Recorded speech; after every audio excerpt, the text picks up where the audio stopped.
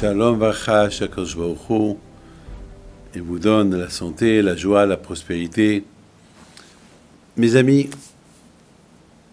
les problèmes, les plus grands problèmes de la vie, c'est lorsqu'il y a des histoires de famille, lorsqu'il y a des histoires entre amis, et lorsqu'il y a des histoires entre communautés. On voit que le Beth Amikdash a été détruit grâce à cause de la haine gratuite.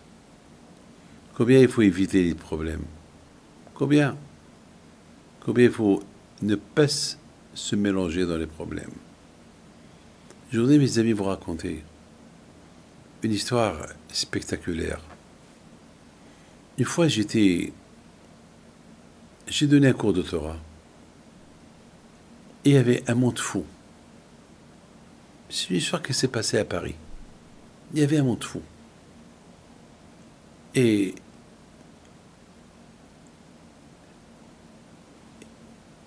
il y avait toujours quelqu'un qui venait toujours à mon cours. Et ce quelqu'un est devenu vraiment religieux. C'était un docteur. Et il est devenu religieux, il s'est marié, Baruch Hashem. Il était un bon juif. Petite filine, mangeait cachère. Il étudiait la Torah. Il venait toujours à mes cours. Un jour, il était dans son cabinet. Il y avait dans ce cabinet ma photo. Et la photo de Rabbi Haim Pinto. Alors, il y a un monsieur qui rentre. Il a commencé à me critiquer. Il a commencé à dire n'importe quoi sur moi. Ce médecin qui lui dit « Attends, vous ne pouvez pas parler comme ça. » Et il a dit « Ben oui, toi tu ne le connais pas, moi je le connais. » Tout ce que je peux vous dire, j'ai vu que ce docteur, il ne venait plus me voir. Et un jour, je le vois sans kippa, je le vois le Shabbat, conduire une voiture, j'ai pas cru. C'est pas possible. Alors là, j'ai pris du courage et je l'ai appelé samedi soir. Et le samedi soir, il m'a raconté. Il m'a dit, ben, c'est vrai. J'ai arrêté de venir vous voir, j'ai arrêté parce que j'ai entendu des choses terribles sur vous.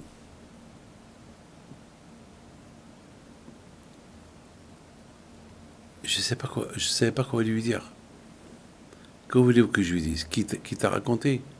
Et s'il me dit, qu'est-ce que vous voulez que je lui dise? Que vous voulez que je lui dise? Que je vais me défendre. Je ne savais pas quoi lui dire. Je dis, bon, j'ai rien à vous dire. Tout ce que je peux vous dire, tout ce qu'on vous a dit, c'est faux. C'est tout. Et j'ai raccroché le téléphone. 2 ans plus tard, ou 3 ans plus tard, il y a un monsieur qui vient chez moi.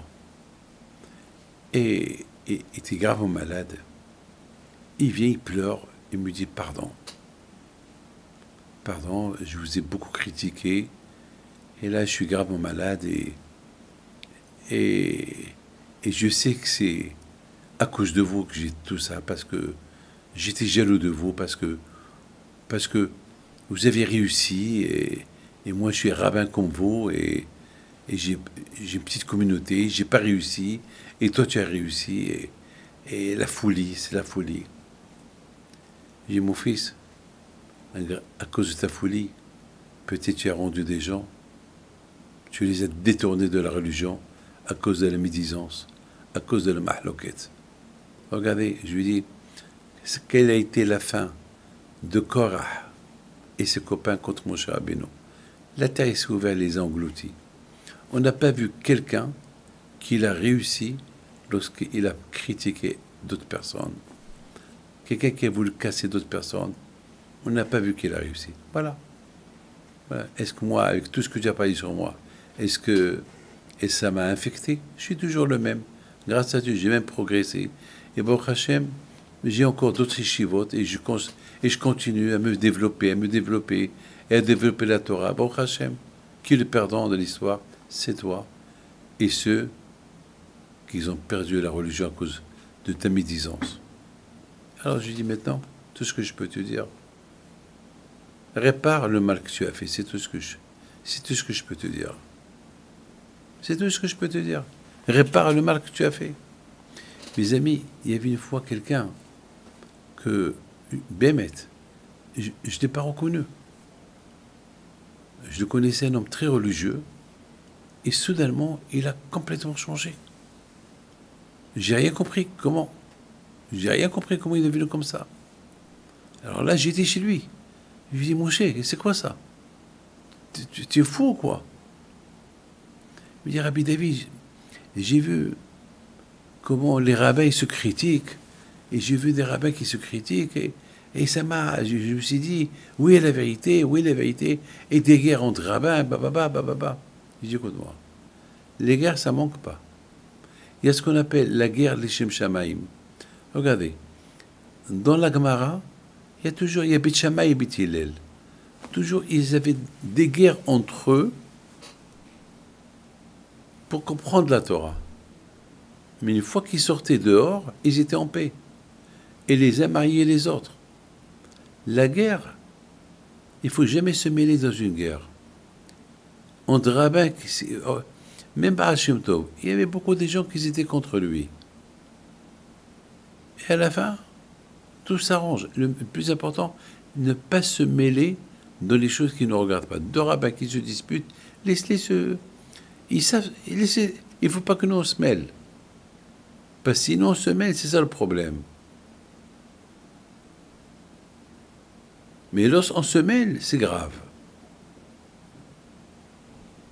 Mes amis, que Hachem y fasse que toujours on suit le chemin de la Torah et jamais ne pas se mêler dans ce qui n'est pas, ce qui ne regarde pas.